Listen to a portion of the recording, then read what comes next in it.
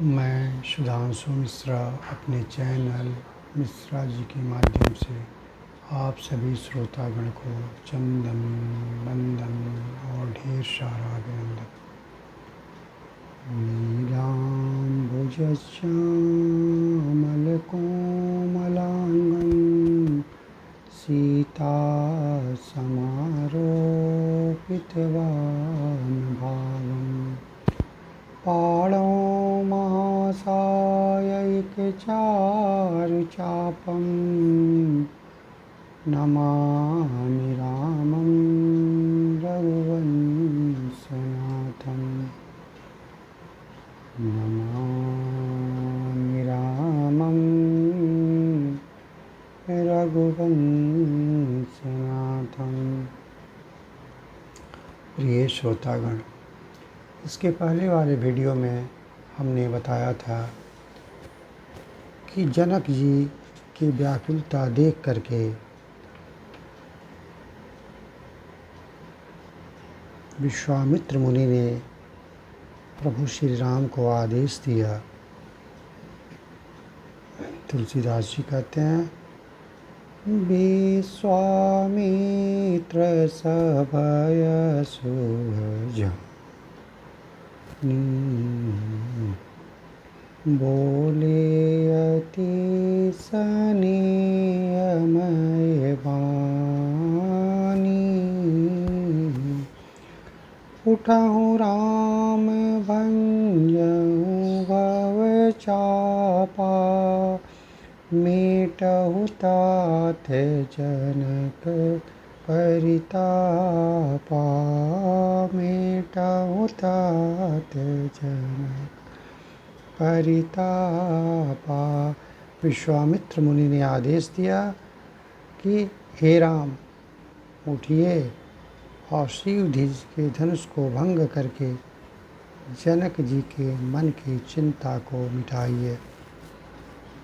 गुरु की वाणी सुन करके प्रभु श्री राम ने गुरु जी के चरणों में अपना शीश नवाया और एकदम सिंह की तरह मस्त चाल से वो धीरे धीरे धनुष के पास पहुँचने लगे। जैसे जैसे वो धनुष के पास पहुँचते थे, अभिमानी राजाओं का अभिमान चूर होने लगा। वो मुँह छिपाने लगे। जिस प्रकार के दिन होते ही उल्लू छिप जाता है, उसी तरह वो लोग भी अपना मुँह छुपाने लगे। उनको अपनी शक्ति का एहसास हो गया था।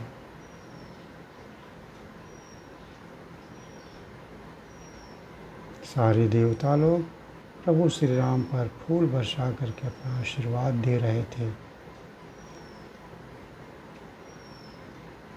प्रभु श्री राम सुंदर मत वाले हाथी की तरह धीरे धीरे अपने पग को आगे बढ़ा रहे थे। यह देख करके सारे नगर के स्त्री पुरुष सब लोग बहुत खुश हो रहे थे। इतना ही नहीं, सब लोग बंदी पितर सुर श्रुकित समारे, जो कछु पुण्य प्रभाव हमारे, तव शिव धनु मृणाल की नाई, तोरहु राम गणे से गोसाई, तोरहु राम गणे से गोसाई। उस रंगभूमि में जनकपुर के जितने भी स्त्री पुरुष नर नारी थे, सब लोग अपने अपने पितराओं और देवताओं की वंदना करने लगे और स्तुति करते हुए करबद्ध प्रार्थना किए कि हे पितृण देव, हे कुल देवी देवता, यदि हम लोगों में थोड़ा भी पुण्य होगा, हम लोगों ने यदि कभी भी थोड़ा भी मन लगा करके आप लोग की वंदना की होगी, तो आज उसका आप प्रभाव दिखाएंगे और शिव जी के धनुष को प्रभु श्री राम जी कमल की डंटी की तरह तोड़ डालें। यानी कि प्रभु श्री राम ही धनुष को भंग करें। ये सीता जी के साथ साथ सारे स्त्री पुरुष की आकांक्षा यही थी, उनकी मन की अभिलाषा भी यही थी, क्योंकि इन दोनों की जोड़ी देख करके सब लोग एकदम मन से बेचैन हो गए थे, भाव विह्वल हो गए थे कि लगता है ब्रह्मा ने दोनों एक दूसरे के लिए ही बनाया है। यह सोच करके और प्रभु श्री राम के कदम बढ़ते हुए देख करके सारे नर नारी बहुत ही भावुक हो गए, भाव विह्वल हो गए, और सब लोग अपने अपने पितरों और कुल देवी देवताओं की वंदना करके ये विनती करने लगे कि शिव जी के धनुष को प्रभु श्री राम ही तोड़ डालें, ताकि सीता जी से उनका शुभ विवाह हो सके। लेकिन दूसरी तरफ सीता जी की माँ सुनैना बहुत ही चिंतित थी। चिंता का कारण ये था कि जब उन्होंने प्रभु श्री राम को आगे बढ़ते हुए देखा तो उनके मन में शंका हुआ कि इतने बड़े बड़े राजा महाराजा, यहाँ तक कि रावण बाणासुर भी जो रूप बदल के आए थे, वो भी इस धनुष को हिला तक नहीं सके। ये नन्हा मुन्ना बालक क्या कर सकते हैं। उनको गुरु विश्वामित्र की समझदारी पर भी काफ़ी क्षोभ हुआ और कहे कि लगता है कि समाज तो मेरा हंसी उड़ा ही रहा है, मुनि भी हम लोग को हंसी का पात्र बनाना चाहते हैं, इसीलिए इस छोटे से बालक को धनुष तोड़ने के लिए भेज दिए। क्या कभी हंस का बच्चा मंदराचल का पर्वत उठा सकता है? ये अनहोनी संभव ही नहीं है। दूसरी तरफ फिर रानी कह रही है सुनैना कि कोई राजा को समझदार व्यक्ति क्यों नहीं उनको समझा रहा है, वो गुरु को समझाने की चेष्टा क्यों नहीं कर रहे हैं कि गुरु विश्वामित्र मुनि को समझा करके कहें कि अभी से भी उस बालक को बैठा लें और खुद हंसी के पात्र नहीं बने और हम लोगों को भी हंसी के पात्र नहीं बनाए।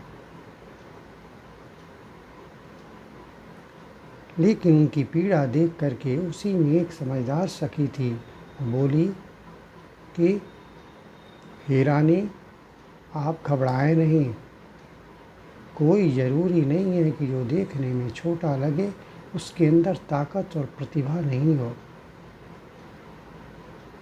देखने में छोटा होने वाला व्यक्ति भी बड़ा से बड़ा कार्य कर सकता है। और इसका उदाहरण देते हुए सखी ने क्या कहा, कहाँ कुंभज का सिंधु अपारा, सो शिव सुजसु सकल संसारा, रवि मंडल देखत लघु लागा, उदयता सुति भुवन तम भागा। यानी कि सखी कह रही है कि हे रानी, आप धीरज रखें, मन में घबराहट न लाएं।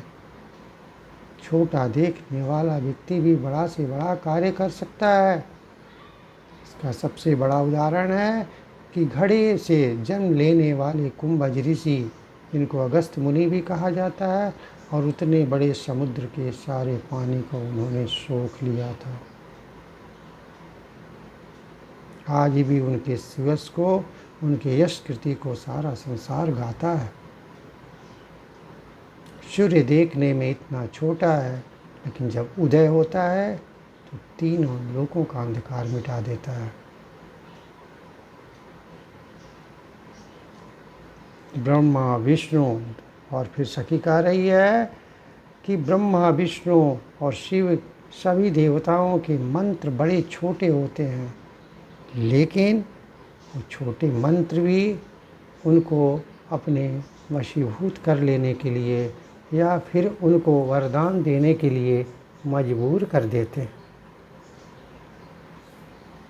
बहुत छोटा ही मंत्र तो है कि लोग कहते हैं ओम ब्रह्मण देव नमः, ओम ब्रह्मणेव नमः, ओम नमः शिवाय, ओम नमः शिवाय। इतने छोटे मंत्र से लोग तपस्या कर करके और बड़े से बड़े देवताओं को सामने आने के लिए मजबूर कर देते।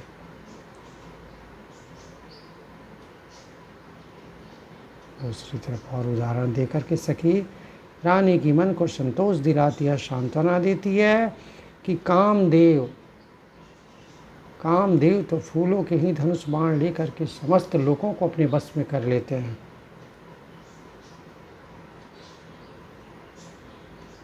जहाँ चाहें वहाँ बसंत पैदा कर दें, जहाँ रस नहीं है वहाँ सरस बना दें। लेकिन ऐसा वो करते कैसे हैं? सिर्फ फूलों के ही धनुष बाण से। कोई बहुत बड़ा विशाल और शक्तिशाली धनुष बाण उनके पास नहीं रहता है। इसलिए हे रानी, आप घबराए नहीं और मन के संदेह को त्याग दीजिए। और मैं विश्वास दिलाती हूँ, मैं विश्वास देती हूँ कि रामचंद्र जी ही इस धनुष को तोड़ेंगे। ये मेरा पूर्ण विश्वास है। सखी ये भी बात बोलती है कि आपको तो ये मालूम होगा कि ये दोनों राजकुमार विश्वामित्र मुनि की यज्ञ की रक्षा करने आए हुए थे और उन्होंने उतने बड़े विशाल ताड़का को मार दिया, सुबाहु मारीच को मार करके सारे दैत्यों को मार करके पूरे जंगल को, वन को दैत्यों से विहीन कर दिया। क्या वो धनुष ये नहीं तोड़ सकते हैं? रानी इतनी उदाहरण दे करके ये सिद्ध करने का प्रयास की कि व्यक्ति छोटा भले ही हो लेकिन उसके अंदर शक्ति और गुणों की खान पर्याप्त होता है। यह सुनकर के रानी के मन की व्याकुलता कम हुई और एकाग्रचित होकर के भविष्य की अच्छाई की कामना करने लगी। दूसरी तरफ रामचंद्र जी को देख करके सीता जी भी भयभीत हो रही थी। अंतर इतना ही था कि सुनैना अपनी मन की व्यथा सखियों से कह पा रही थीं, लेकिन सीता जी अपनी मन की व्यथा कह भी नहीं सकती थीं क्योंकि लोक लाज समाज मर्यादा से वो घिरी हुई थी। लेकिन मन ही मनो सारी देवताओं से विनती कर रही थी कि मन ही मन मनावय कुलानी, हो प्रसन्न महेश भवानी, करहूँ सफल अपनी सेवकाई, करी तुहरहूँ चाप गरुआई। मन ही मनो माँ भवानी से विनती कर रही हैं और कह रही हैं, हे माँ भवानी, मुझ पर प्रसन्न होइए। आज तक मैंने जो भी आपकी सेवा की है अब उसका फल देने का समय आ गया है। इतना ही नहीं, आप कृपा करके धनुष के भारीपन को यानी धनुष के भारीपन को हटा करके धनुष को हल्का कर दें ताकि प्रभु श्री राम को उठाने में और उसको भंग करने में कोई कठिनाई नहीं हो, जिससे हम उन्हीं के गले में वरमाला पहना सकें।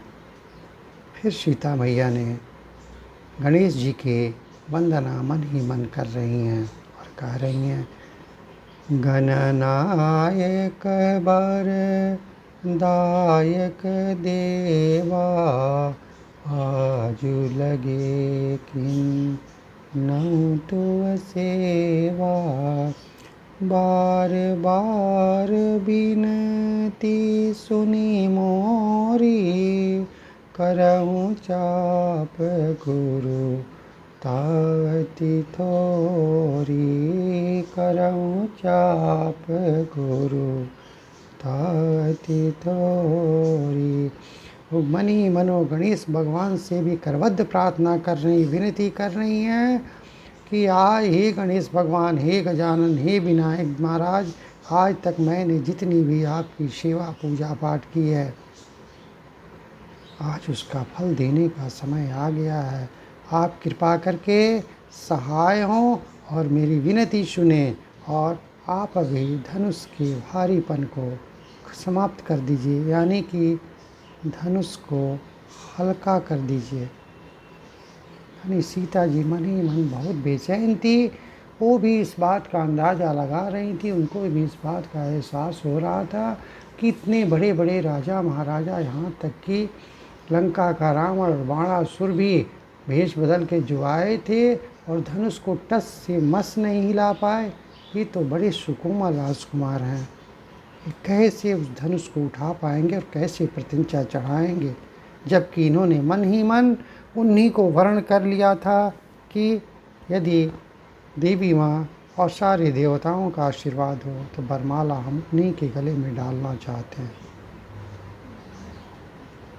इसीलिए वो मन ही मन सारे देवताओं की विनती कर रही थी।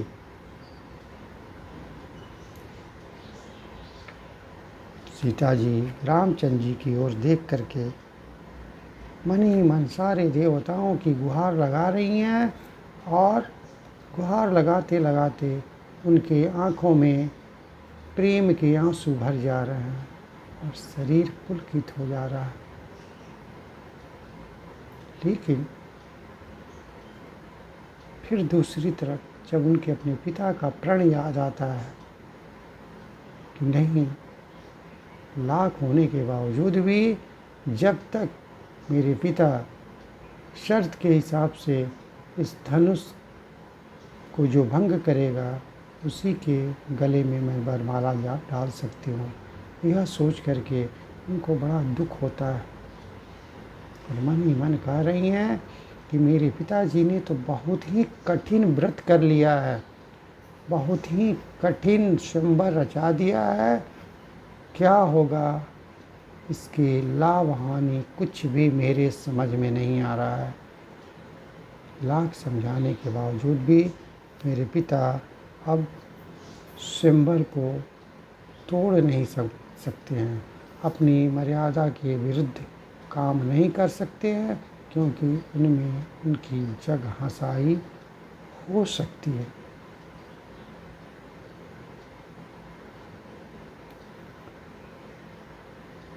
कोई राजा जनी को सुझाव भी नहीं दे सकता था, क्योंकि सारे पंडित मंत्री सब लोग डर रहे थे कि सुझाव देने का मतलब हुआ कि राजा जनक के कोपभाजन बनना।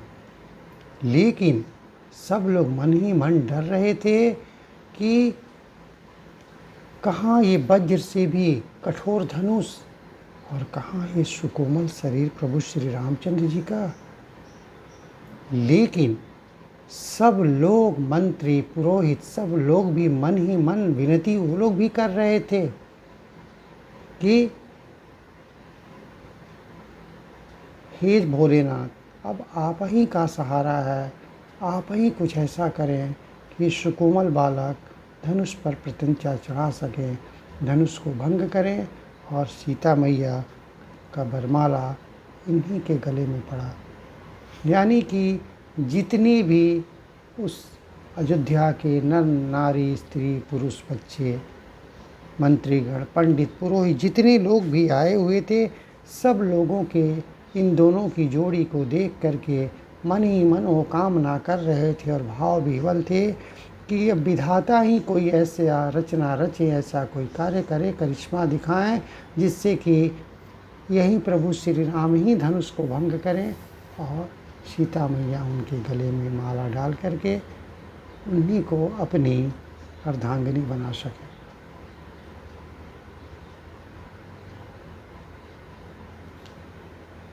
लेकिन विधि का विधान जो होता है वही होता है। हम आप तो जानते नहीं हैं, लेकिन ईश्वर जो भी करते हैं उसके पीछे कुछ न कुछ अच्छाई छुपी रहती है। ज़रूरत इस बात की है कि हम ईश्वर पर विश्वास कितना करते हैं और मेरे पास सहनशीलता कितनी है। धैर्य और सहनशीलता की पहचान सुख की घड़ी में नहीं बल्कि परेशानी विपत्ति और दुख की घड़ी में ही पता चलता है। और हुआ भी यही है।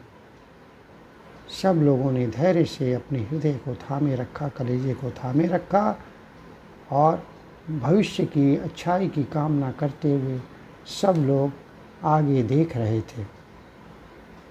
हुआ भी वही जो विधि का विधान था और सब लोग जो ईश्वर से विनती कर रहे थे, ईश्वर ने उनके अनुकूल ही परिणाम दिया और भविष्य में प्रभु श्री राम ने धनुष पर प्रसन्नता चढ़ाई और धनुष को भंग किया और सीता मैया के साथ उनका शुभ विवाह हुआ।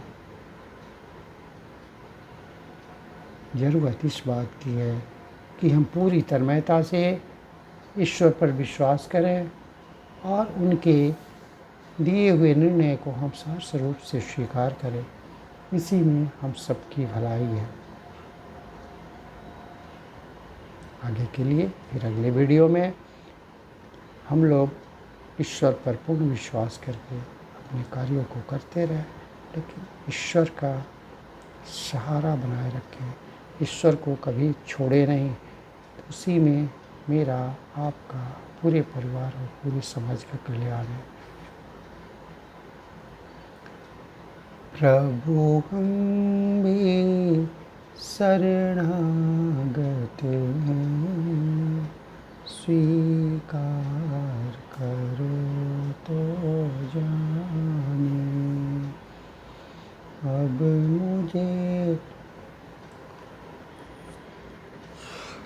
पतित से पावन सरकार करो तो जाने। प्रभु हम भी शरणागत हैं, स्वीकार करो तो जाने। जय श्री राम।